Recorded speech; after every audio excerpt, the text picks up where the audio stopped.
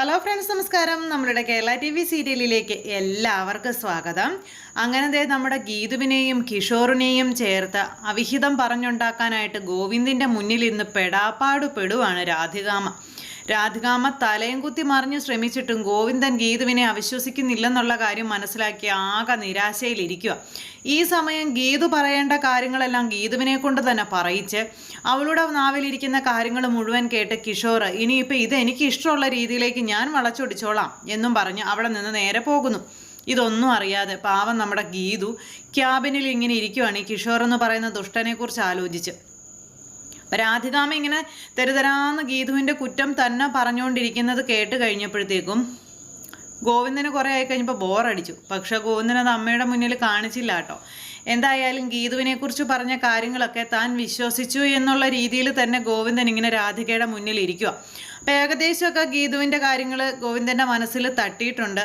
അതുകൊണ്ട് തന്നെ ഉദ്ദേശിച്ച കാര്യങ്ങളിലൊരു ചെറിയൊരു പ്രയോജനം ഉണ്ടായിട്ടുണ്ട് എന്നുള്ളൊരു പ്രതീക്ഷയിൽ ആശാൻ ഇങ്ങനെ അവിടെ ഇരിക്കുന്നു.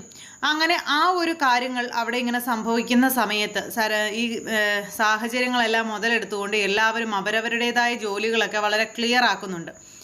ഇതെല്ലാം കഴിഞ്ഞ് ഈ കിഷോർ നേരെ ചെല്ലുന്നത് അവർണികയ്ക്കരികിലേക്കാണ്. അപ്പോൾ അവർണികയ്ക്കരികിലേക്ക് ചെന്നപ്പോൾ അവർണിക അവിടെ ഇരുന്ന് എന്തൊക്കെയോ ചെയ്തുകൊണ്ടിരിക്കുകയായിരുന്നു. അപ്പം കിച്ചുവിനെ കണ്ടിട്ടാണെങ്കിലും അവർണിക വല്ല മൈൻഡ് ചെയ്യാനോ കാര്യങ്ങൾക്കോ ഒന്നും പോയില്ല. അവിടെ ഇരുന്ന് തൻ്റെ ജോലികൾ ചെയ്തുകൊണ്ടിരിക്കുന്ന സാഹചര്യത്തിൽ കിച്ചു അങ്ങ് കയറി ചെന്ന് കഴിഞ്ഞപ്പോഴത്തേക്കും അവർണികയോട് എന്തെന്നില്ലാത്ത സ്നേഹപ്രകടനങ്ങളും കാര്യങ്ങളും. അപ്പം ഇവളെ ഒന്ന് മെരുക്കി വരുതിക്ക് നിർത്തണം, എങ്കിൽ മാത്രമേ തൻ്റെ അടുത്ത ലക്ഷ്യം പൂർത്തീകരിക്കാൻ കഴിയുകയുള്ളൂ എന്ന് മനസ്സിലാക്കിക്കൊണ്ട് ആശാൻ്റെ വക ഒരു കളിയൊക്കെ അങ്ങോട്ട്.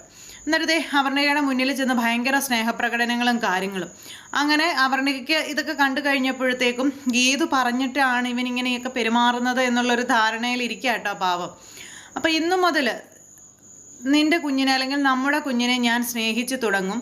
ഞാൻ ചെയ്തു പോയതും പറഞ്ഞു പോയതുമായ എല്ലാ കാര്യങ്ങൾക്കും നീ എന്നോട് ക്ഷമിക്കണം തുടങ്ങിയ കാര്യങ്ങളൊക്കെ ഇങ്ങനെ ഈ കിഷോർ പറയുമ്പോൾ, നീ ജന്മം കൊടുത്ത കുഞ്ഞിനെ സ്നേഹിക്കാൻ നിനക്ക് മറ്റൊരാളുടെ ഉപദേശം വേണ്ടി വന്നു അല്ലേ എന്ന് കിഷോറിനോട് ചോദിക്കുകയാണ് അവർണികയുടെ ആ ചോദ്യത്തിന് മുൻപിൽ കിഷോർ ആകെ പതറിപ്പോയി. പക്ഷെ പിടിച്ചു നിൽക്കണമല്ലോ, അതിന് വേണ്ടിയിട്ട് ഞാൻ അറിയാതെ എൻ്റെ ഭാഗത്തു നിന്നുണ്ടായി പോയതാണ്, എന്നോട് ക്ഷമിക്കണം, അങ്ങനെയാണ് ഇങ്ങനെയാണ് അതാണ് ഇതാണെന്നൊക്കെ പറഞ്ഞ് ഭയങ്കര ഡയലോഗുകളും കാര്യങ്ങളും ഒക്കെ ഇറക്കുകയാണ് ആശാൻ.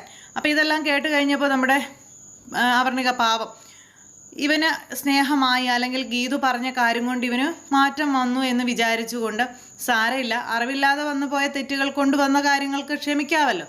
അപ്പോൾ ഇനിയെങ്കിലും നീ ഇങ്ങനെയൊന്നും പെരുമാറരുതെന്നും ഇനി നിന്റെ ഭാഗത്തു നിന്ന് ഇങ്ങനെയൊന്നും ഉണ്ടാകരുത്, അതെനിക്ക് താങ്ങാൻ കഴിയില്ല, ഞാൻ തകർന്നു പോകുമെന്നുള്ള കാര്യമൊക്കെ അവർണിക പറഞ്ഞപ്പോൾ, ഇനി ഒരിക്കലും എൻ്റെ ഭാഗത്ത് നിന്ന് നിന്നെ വേദനിപ്പിക്കുന്ന രീതിയിൽ ഉണ്ടാവില്ല, നമ്മുടെ കുഞ്ഞിനെ നമ്മൾ പൊന്നുപോലെ നോക്കും, അതാണ് ഇതാണെന്നൊക്കെ പറഞ്ഞ് ഇവൻ ഡയലോഗുകൾ കുറേ ഇറക്കിയിട്ട് ഇവൻ അങ്ങ് പോയിട്ടോ. അവർണികയ്ക്ക് വലിയ സന്തോഷമായി. അപ്പോൾ അവർണിക ഇതിൽ മൂക്കുകുത്തി വീണു എന്നുള്ള കാര്യം ഇവന് മനസ്സിലായി. ഇവൻ എന്നിട്ട് ഭയങ്കര സന്തോഷത്തിൽ ഇങ്ങനെ നിൽക്കുന്നു. അപ്പോഴത്തേക്കും അപ്പുറത്തു നിന്ന് നമ്മുടെ സുവർണ തല എത്തിപ്പൊക്കി നോക്കുന്നു ഇവനെ.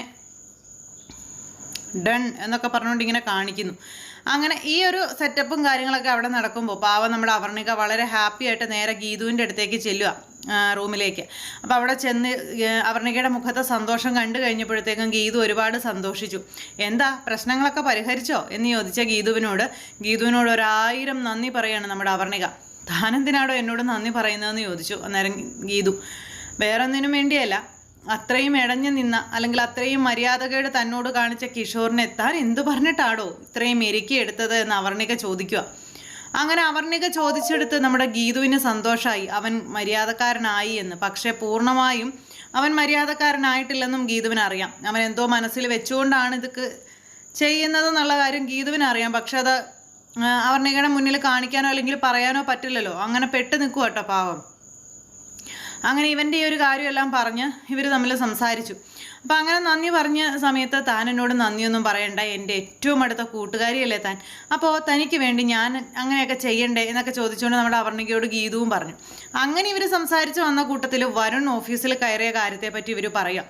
അപ്പോൾ വരുണേട്ടൻ ഓഫീസിൽ കയറിയത് വളരെ തന്ത്രപൂർവ്വമാണെന്നുള്ള കാര്യം പറഞ്ഞപ്പോഴേക്കും വരുണിൻ്റെ കള്ളത്തരങ്ങൾ എങ്ങനെയാണ് ഗീതു ടാർഗറ്റ് ചെയ്തത് എന്ന് അറിയാനായിട്ട് ഗോവിന്ദ് സാറ് രഹസ്യമായിട്ടൊരു അന്വേഷണം നടത്തുന്നുണ്ടെന്ന് പറഞ്ഞു. അപ്പോൾ അതിനെപ്പറ്റിയൊന്നും കണ്ണേട്ടൻ എന്നോട് പറഞ്ഞിട്ടില്ലല്ലോ എന്നിങ്ങനെ ഗീതു പറയുന്ന സമയത്ത് അങ്ങനെ തന്നോട് പറയാൻ പറ്റാത്തത് കൊണ്ടായിരിക്കാം ഒരു പക്ഷെ താൻ അറിയാതെ ഈ ഒരു അന്വേഷണം നടത്തുന്നത് എന്നുള്ള കാര്യം പറയാം. അങ്ങനെ ഇവർ രണ്ടുപേരും കൂടി വരുണിൻ്റെ കള്ളക്കളികൾക്കും അതുപോലെ ഗീതാഞ്ജലി എന്തൊക്കെ ചെയ്യുന്നു എന്നുള്ള കാര്യങ്ങൾക്കും ഗോവിന്ദ് ഒരു അന്വേഷണം തന്നെ നടത്തുന്നുണ്ടെന്നുള്ള കാര്യം വളരെ വ്യക്തമായി വളരെ ഇതായിട്ട് തന്നെ നടത്തുന്നുണ്ടെന്നുള്ള കാര്യം ഗീതുവിനും മനസ്സിലായി. അങ്ങനെ ഗീതു അതെല്ലാം കേട്ട് അങ്ങനെ ഇരിക്കുക. അങ്ങനെ വർത്തമാനങ്ങളൊക്കെ പറഞ്ഞുകൊണ്ടിരിക്കുന്ന സമയത്ത് ഗീതുവായിട്ട് അടുത്തിടപഴകി സംസാരിച്ച് അങ്ങനെ കൂട്ടുകാരികളുമായിട്ട് വളരെ അപ്പോൾ ഇങ്ങനെ ഇതൊക്കെ സംസാരിച്ചതിൻ്റെ ഇടയിലും ഗീതുവും അപർണികയും തമ്മിൽ കെട്ടിപ്പിടിച്ചു. കാരണം ഗീതുവിനോട് അത്രത്തോളം കടപ്പാടും സ്നേഹവും ഒക്കെ അപർണികയ്ക്കുണ്ട്. അതുകൊണ്ട് തന്നെ ആ കൂട്ടുകാരിയെ കെട്ടിപ്പിടിച്ച് ചേർത്ത് നിർത്തുവാണ്, ഒത്തിരി നന്ദി പറഞ്ഞുകൊണ്ട്. പെട്ടെന്നാണ് ഇപ്പോഴാണ് എനിക്കൊരു കാര്യം പിടികിട്ടിയതെന്നിങ്ങനെ പറഞ്ഞു. എന്താന്ന് ചോദിച്ചു ഗീതു. ഇടയ്ക്കിടയ്ക്ക് ഈ മിസ്സിങ് ടൈമുകളിൽ ഗോവിന്ദ് സാറിൻ്റെ ക്യാബിനിലേക്ക് പോവാറുണ്ടല്ലേ? അപ്പോൾ ഗീതു ഇങ്ങനെ നോക്കുക. അവിടെ ചെല്ലുക മാത്രമല്ല ഗോവിന്ദ് സാറിനെ ഒന്ന് കെട്ടിപ്പിടിക്കാറൊക്കെ ഉണ്ടല്ലേ എന്നൊക്കെ ചോദിച്ചു. അപ്പോൾ ഗീതു ഇങ്ങനെ നോക്കുക. താൻ എന്തൊക്കെയാ പറയണേന്ന് ചോദിച്ചു. അല്ല, ഈ സ്മെല്ല് തന്നെ ഗോവിന്ദ് സാറിൻ്റെ ക്യാബിനിലും പല പ്രാവശ്യം എനിക്ക് അനുഭവപ്പെട്ടിട്ടുണ്ട്. അപ്പോൾ ഇടയ്ക്കിടയ്ക്ക് ചെന്ന് വിസിറ്റ് ചെയ്തൊരു കെട്ടിപ്പിടുത്തമൊക്കെ കഴിഞ്ഞിട്ടാണ് കള്ളി വരുന്നതല്ലേ എന്നൊക്കെ ഇങ്ങനെ ചോദിച്ചു. അപ്പോഴേക്കും നമ്മുടെ ഗീതുവിനാകെ നാണമായി.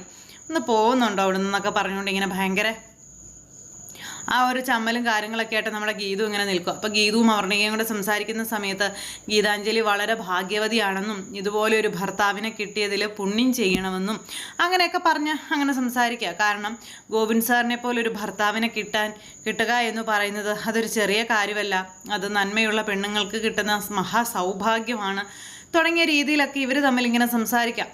അങ്ങനെ ഗീതുവും അതുപോലെ അപർണികയും കൂടെ ഗോവിന്ദേട്ടൻ്റെയും അതുപോലെ തന്നെ ആ സിറ്റുവേഷനുകളും ഒക്കെ സംസാരിച്ചുകൊണ്ട് എങ്ങനെ ഇരിക്കുന്നു.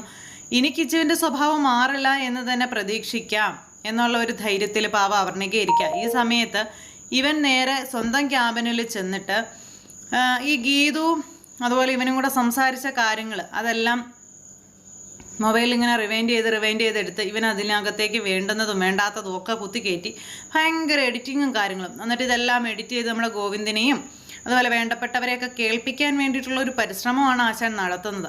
അത് എത്രത്തോളം വിജയകരമാകും എന്നുള്ളത് അറിയില്ല. എന്തായാലും കാത്തിരുന്ന് കാണേണ്ട വിഷയമാണ്. അപ്പോൾ ആരും തന്നെ മിസ് ചെയ്ത് കളയാതെ എല്ലാവരും കാത്തിരുന്ന് നമ്മുടെ ഒറിജിനൽ എപ്പിസോഡ് കാണുക. എല്ലാവർക്കും നല്ലൊരു ദിവസം ആശംസിക്കുകയാണ്. എല്ലാവരുടെയും സപ്പോർട്ടിനും സ്നേഹത്തിനും ഒരുപാട് നന്ദി ഹൃദയത്തിൻ്റെ ഭാഷയിൽ അറിയിക്കുന്നു.